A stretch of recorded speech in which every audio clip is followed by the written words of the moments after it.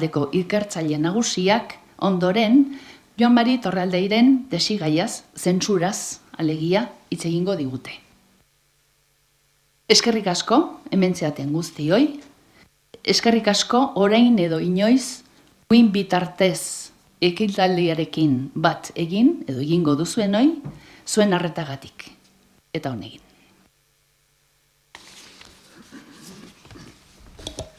Egun on guztioi, eta lehenengo eta behin, eskerrek benetakoenak Deustuko Unibertsitateari guzti hau antolatzeagatik, jakini ekimenarengatik, eta gaur hemen biltzen gaituen aitzakiagatik. Ni ikertalde bat ordezkatzera nator, MHLI, badakizu ikertaldekola izen bitxiak eduki behar dituzte, memoria historikoa literatura iberiarretan 2013an sortu zana Euskal Herriko Unibertsitatean, eta gutxi gora bera kronika bat egingo dizuet, kronika bat, zer zor diogun Joan Mari Torraldeiri akademiatik, unibertsitatetik, eta bereziki ikerketa esparrutik. Helburua izango da aitortza bat egitea, aitortza akademikoa, zientifikoa, bere lekuan jartzea tesi erraldoi honek egin zuen ekarpena, ez bakarrik zentsura frankistaren ikerketari dagokionez, baita Euskal edizioari dagokionez ere, berak planteatu zituen periodizazioak eta abar oraindik indarrean daudelako. Zorte izugarria eduki genuen ikertaldean, Juan Mari noski irakurria genuen eta ezagutzen genuen aspalditik.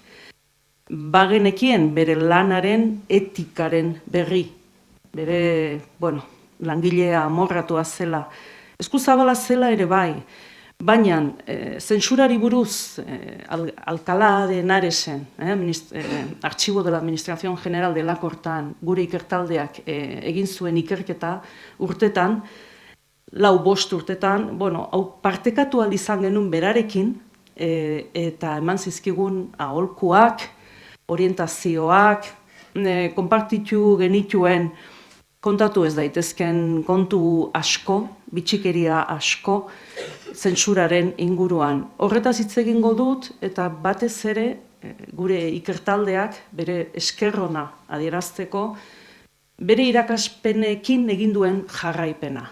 Ze honek guztiak ez luke zentzurik, inondik ere, liburua argitaratzea ondo dago, baino besteoi dagokigu mugimenduan jartzea, hau guztia.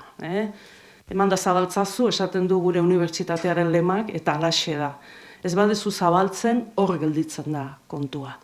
Orduan, 3 liburu argitaratu ditugu, bere lanaren ildotik, eta hori kontatzera nator, eta omenaldi sentitua egitera. Nire ikertaldeko kide batzuk ere etorri dira, 5 daude, 17 gara, guztien izenean hitz egiten dut. Hortxe daude 3. hiladan, niri dagokit hemen aurpegi ematea, baina Pio Perez, Ane Arrastoa, Miren Ibarluzea, Izaro Arroita eta Ana Gandara hortxe daude.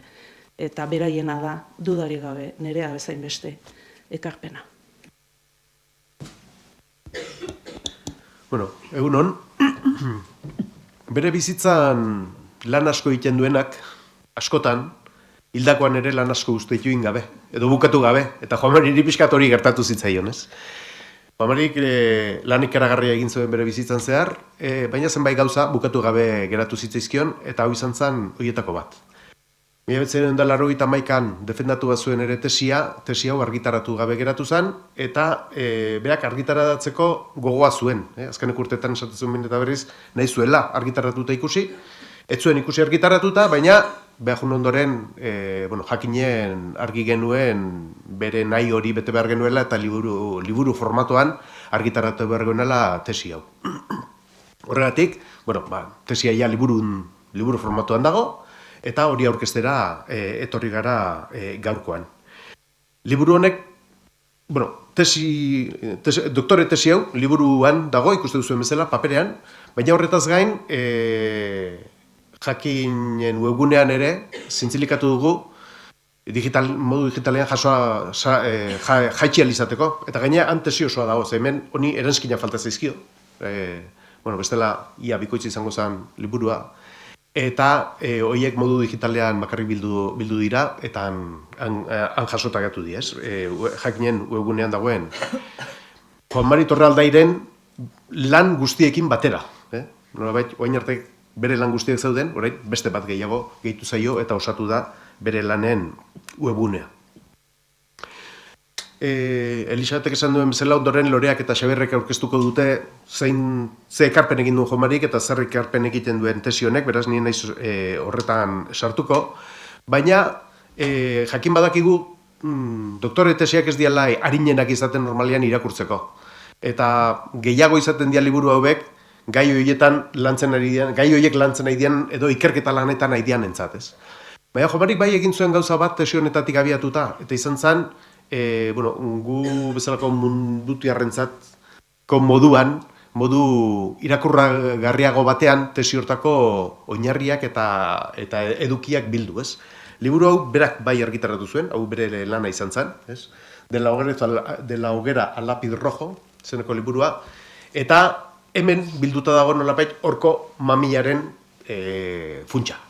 Tesi osoa hor dago, hori ikertzaileentzat, gainentzokoentzat segurazki honekin, nahikoa ere izan daiteke.